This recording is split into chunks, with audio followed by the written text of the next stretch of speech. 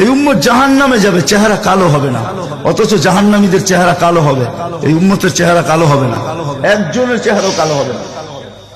ফেরেশতা জিজ্ঞেস করবে, আল্লাহ চেহারা তো ঝকঝকে, গলায় নাই শিকল, পায়ে নাই বেড়ি, হাতে নাই হাত কড়ি, এটা আবার কি পাঠায় দিলেন? তো আল্লাহ জবাব দিবে, আমার বন্ধুর উম্মত, খবরদার। তো ফেরেশতা মালিক জিজ্ঞেস করবে, দারোগা হাতকড়ি নাই কেন?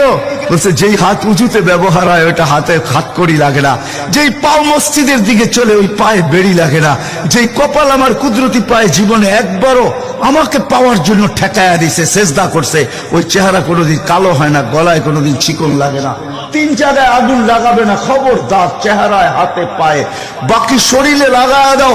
আগুনকে যখন মালিক হুকুম দিবে ধরার জন্য, আল্লাহ আমাদেরকে শিখায় দিবে, স্মরণ করায় দিবে, আমরা কলেমা পড়তে থাকবো।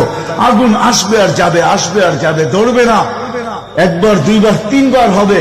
মালিক কোরা চার্জ করবে, লাঠি চার্জ করবে, ধরিস না কেন? তো আগুন বলবে, লাইসালি সুলতানুন আলা মান ক্বালা লা ইলাহা ইল্লাল্লাহ মুহাম্মাদুর রাসূলুল্লাহ। এই কলেমা যে পড়ে তাকে ধরার ক্ষমতা আমার নাই।